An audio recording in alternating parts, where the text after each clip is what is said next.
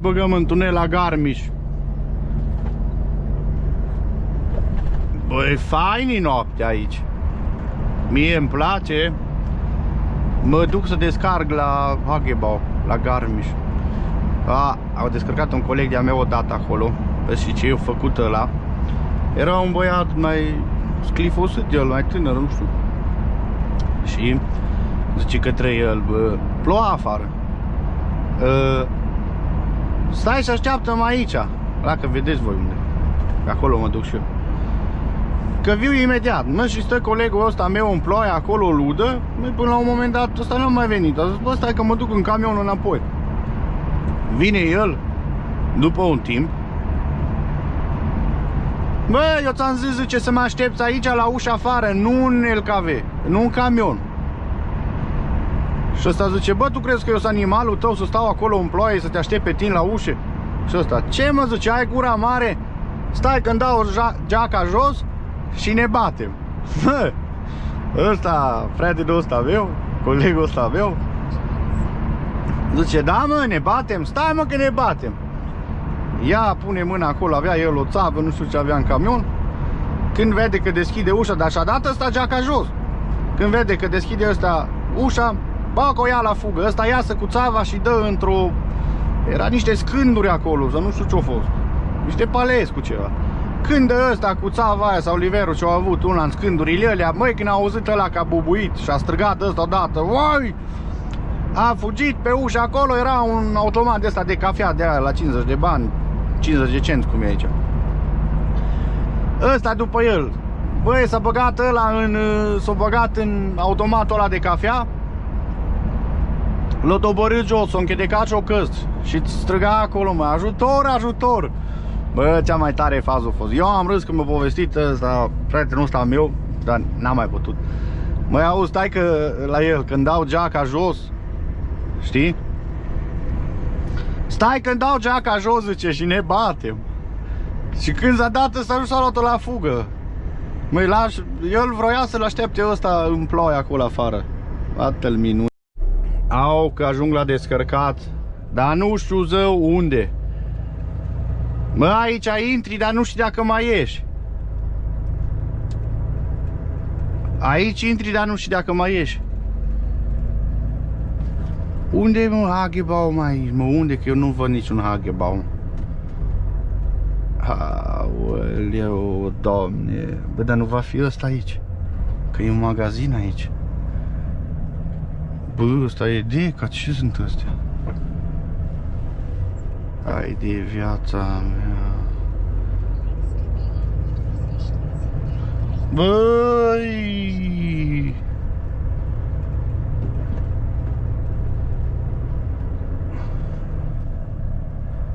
Ui, acolo e un...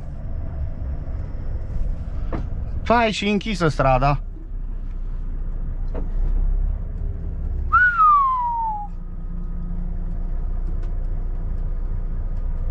Băi.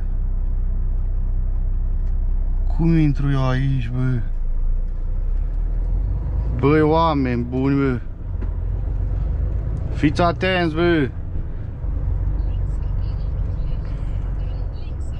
Aoleu, da, păi, pe unde? Da, lasă-mă în pace.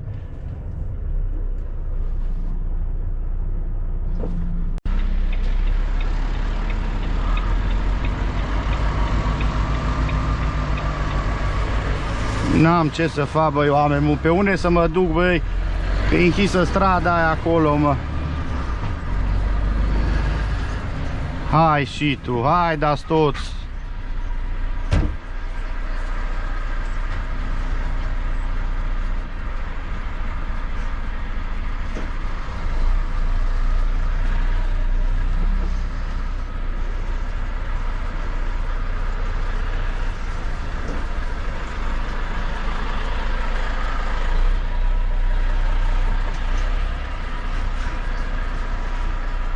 Ce?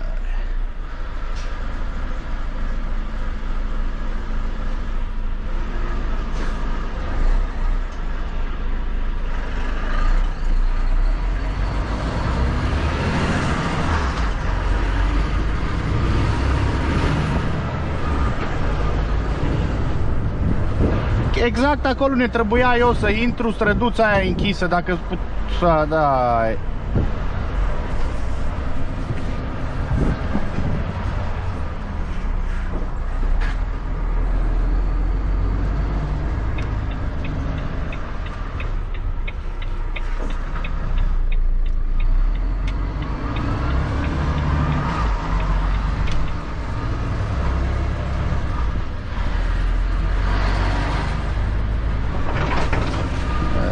Crățile lui Bun.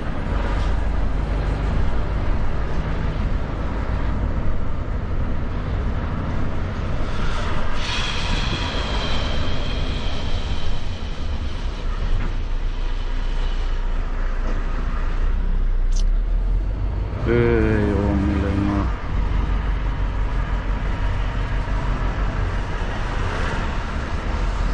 Stai, pe strada asta ieșeam aici, unde m-am întors.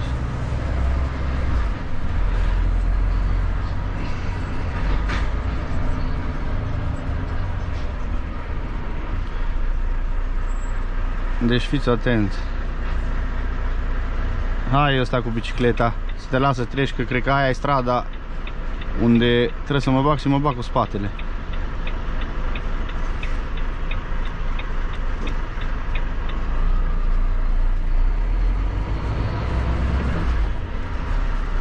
Dar nu știu sigur, stai să mă uit pe telefon.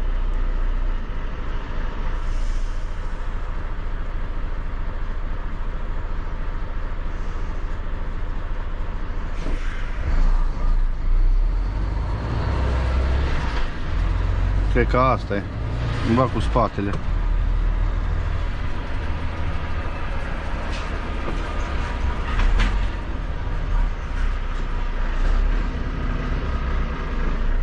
Da, mai bine mă puneam eu pe avarii. Nu știu dacă e aia.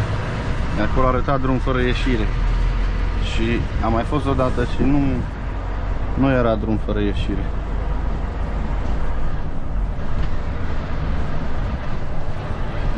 Cum chet eu timpul degeaba, vei om.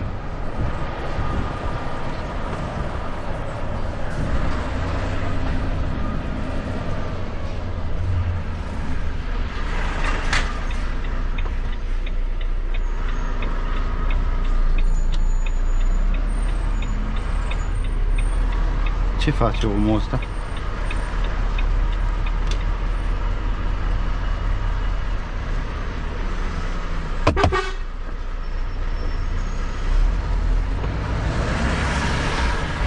Așa e oprirea staționară interzisă, ce vrei?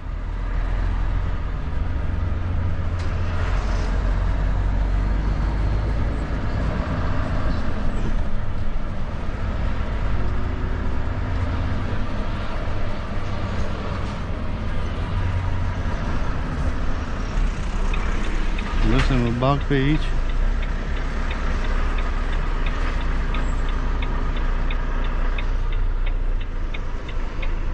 Ce să mă uit? Dar și acolo arată drum închis, mă, ce e acolo, măi, omule?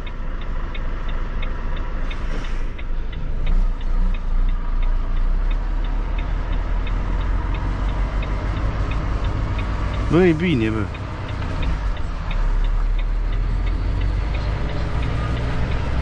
E bine să-mi bag pixul de nu m-am băgat bine. Că înainte am fost în spate acolo. Bă, e bine, bine, bine.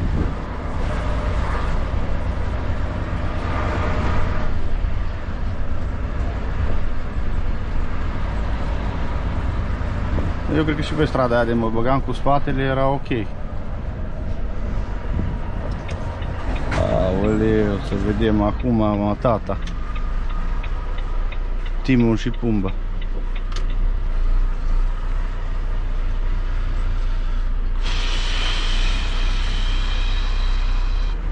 Poftim, livrare în Garmisch. Aici mă bagă pe mine cu camionul, băi. Să rup toți pomii. Aoleu, aici, acum am tata, că aici știu că trebuie să fac stânga. Hai, dați, domnul. Aici trebuie să fac stânga. Mi-e frică de asta, să nu iau colțul la remorcă, dar sper că nu se întâmplă nimic. Tu unde vrei să mergi? Stai acolo.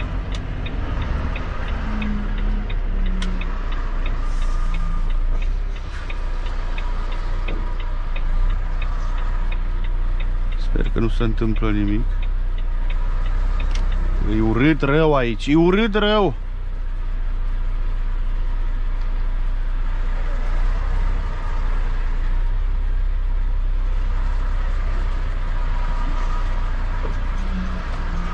Ai, indicatorul mere.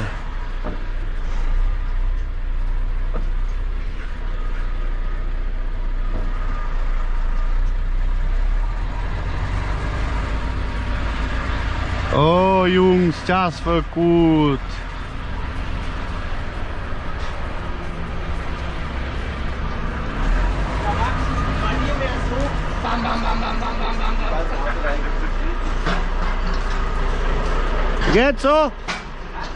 Geht's so?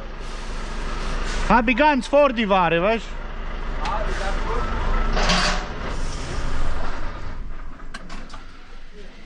du? Hai de mine. E aglomerat Münchenul, că numai o bucățică așa, printr-un colț o iau prin el.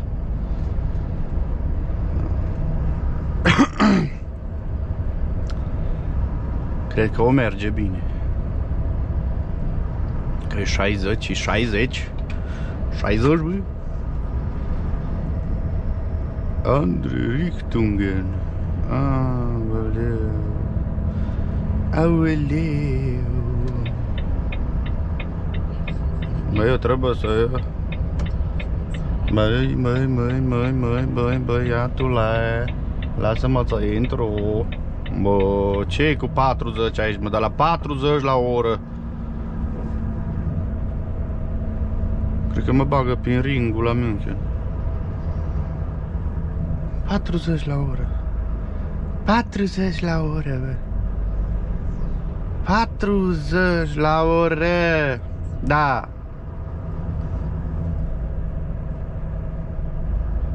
40 la oră. Doamne, Doamne.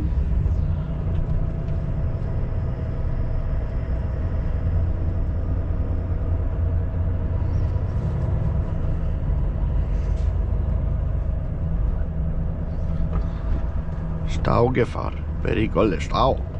N-au niks haben dann. Prin ring mă bagă, bă. Prin stau, fiți atenți. Aoleu, mama mia.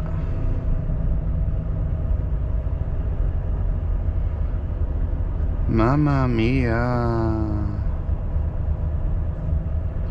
Mama mia, mama mia, mia. Ui, blisurile, cum stă, radarele. Pac, vii mai tare de 47, îți dă unul după altul. Ciu. Ce credeți voi? De radarele de neîndoaie.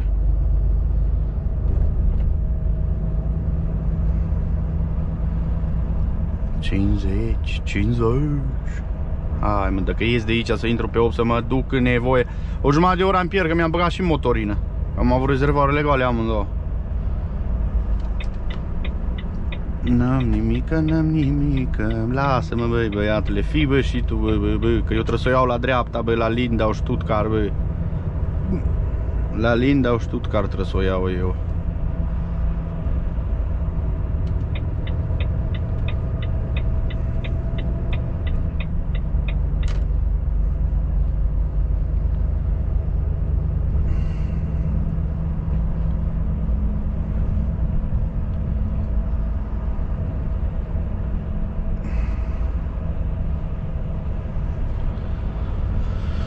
Aici la Lindau, Stuttgart, ăsta mere înainte prin oraș, prin mama meului, că nici nu vreau să-mi imaginez să intri cu camionul la ora asta pe acolo, că o fi pericol. Uitați radarele, uitați cum se uită la mine. Pac. Ăstea-ți dă de aia de capul și de zilele mele. Cum îți dă ălea. Vai. Vai, cum îți vine prin poștă, tot câte un plic unul după altul. N-am mai luat de mult. Că cred că în 5 ani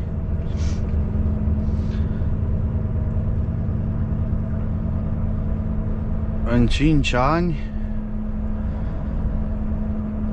adică 4 ani n-am luat niciunul și după 4 ani am luat unul de 15 euro. Mă duc omenește, adică cam de obicei și tot timpul, că nu am pentru ce să mă mai grăbesc. Să facă patronul bani și eu să plătesc radare? N-ai să vezi. Corect? Corect. Wow. Gata, băi, fraților, am dat în ștau. Dai în ștau, mă. În Germania nu este zis să nu fie ștau. Ce pălăria mea, bă. Stai să pui pe avarii, că poate vine unul care nu vede. Buu! Se bagă sub remorc.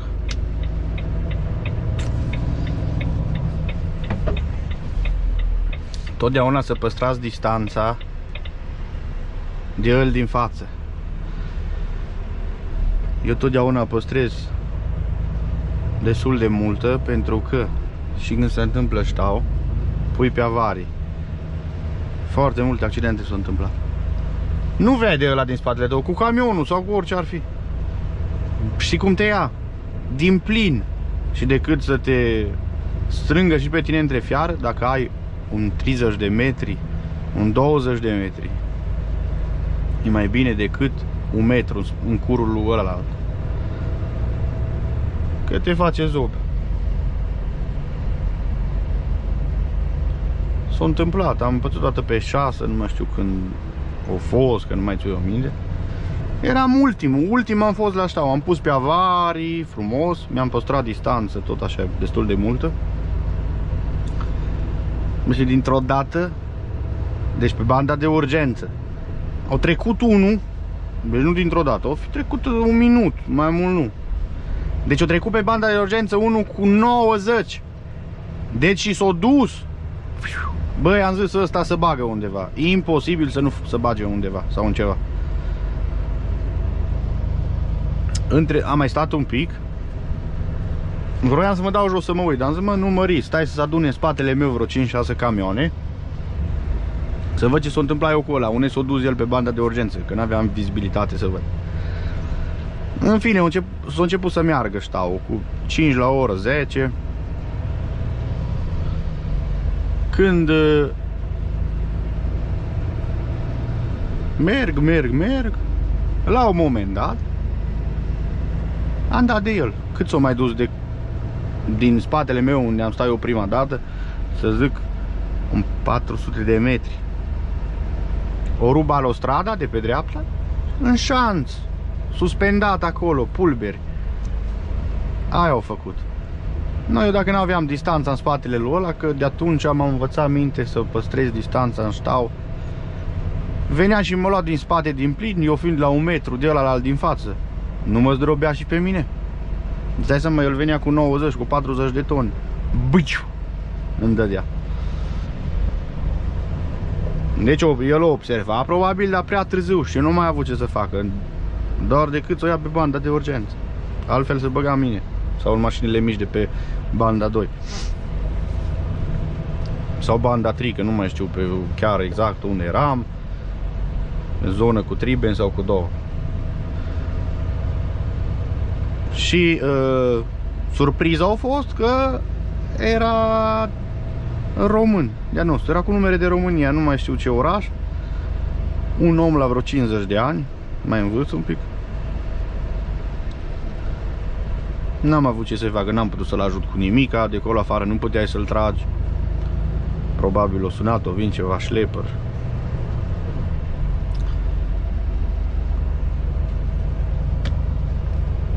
Și multe altele.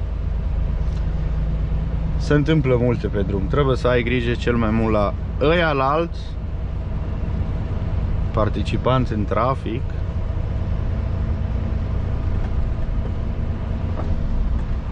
Că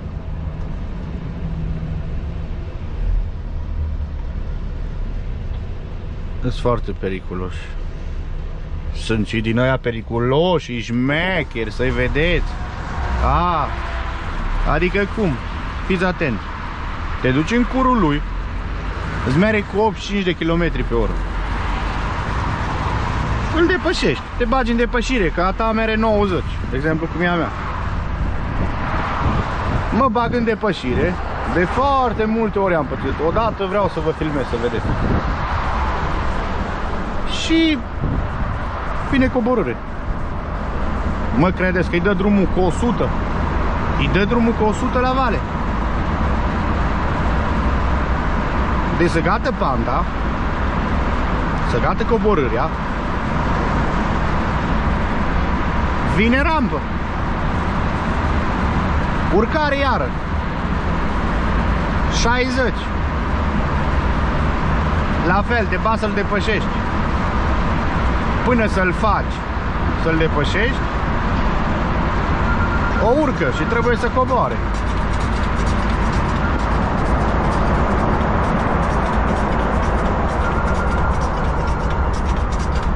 Și are mere cu 85. Mai te duci, mai te duci. Florine! Bă, Migueliță, ce bălamule, mai poți? Bă, eu am plecat către casă, dar am pierdut timp, că, fii atent. M-am oprit să-mi bag motorină. A trecut o jumătate de oră. Am înțeles. Motorină băgați acum de unde vreți voi, sau numai că Ovidiu ce că l-a numit de ăștia numai. Dar păi și el, măi, omule, Ovidiu. Garantez că diferă de la zonă la zonă. De curios m-aș uita. Nu te mai uita că după aia îți faci sânge rău că ai băgat acolo. Îți spun garantat, uite-te dacă chiar vrei și îți spun că nu-i mai mult de 1 și 5, 1 și 7. Nu mă mai uit, mă, eu nu mă mai uit. Eu am băgat și mi-am umplut rezervoarele și... Exact, asta de tare. Dacă îți zice cineva ceva, te faci că plouă. Dacă... Cum îți spuneam, cu lergutul la Augsburg, acum am plecat din Augsburg. Bineînțeles, un camion de lergut acolo, știi? Postuladen, hab keine Lehrschein dabei. Aber ab nächste Woche und ich sag, ist nichts meine Problem. Und am pus mâna pe telefon und von Steffi hab ich gefragt. Pus telefonul pe speaker sau de la ăla. Hast du Lehrschein? Nein, nein, lassen nicht. Montag, tschüss, tschüss. Ai înțeles? Da. Să mă chinui să iau de lergutul pentru o oră și ceva ca asta 2 ore jumate. Și că altul vine luni și o predonează. Dar și eu am avut de luat din Batol și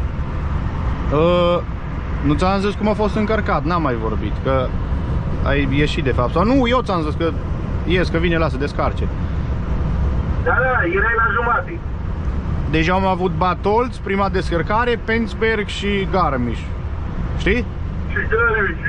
Și fii atent cum mi-o legat, mi-o încărcat. Aveam Penzberg, Batolț în mijloc și după aia Garmisch. Că ți-am fost zis că eram la telefon încă. Și ca să vezi drăcia dracului, că am dat palețe din mijloc și au mai fost niște chiuhe plate de alea, de bucătărie. Și era băgate după palețe de Penzberg. O trebuie să descarc Penzberg-ul să putem să luăm paletul ăla cu platele alea pentru bucătărie, pentru Batolț. Na. Am făcut poză și am trimis pe grup. Și uitați cum au încărcat. Puteți să afară. Deci eu făceam kilometri în plus, că nu puteam să mă duc prima dată la Penzberg, să mă întorc înapoi, să mă duc la Penzberg, să viu la Batolț și după aia eu meream iară înapoi. Deci eu făceam 30 de kilometri în plus, degeaba, știi? Da. Adică 30, mai mult de 30, că sunt 18 și cu 18 36. 36 de kilometri făceam în plus. Băi, e bine acum cu remorcile astea, e boierie cu ele. Dar când erau fosilele alea înainte să fii desfăcut pe dreapta, te lua cap o jumătate de zi. Vorbeai singur când desfăceai la 20 de... Ce 20 spun eu? De 7-8 pe fiecare, ori 4 sunt 37 de 36 de blândele. Exact. Exact. Acum, dacă chiar te enervezi și chiar nu merge și nu există posibilitate, te pui repede pe dreapta și ai desfăcut, știi? Da. Da, măi, ușor cu remorcile astea, da? Și oricum nu au putut să-mi dea la lergutul tot. Mi-au dat 60 de euro palet și i-am pus acolo mil joc și Doamne ajută, am plecat. Oricum să nu fur prost, cum de acum. Remorcile astea slabe calitate.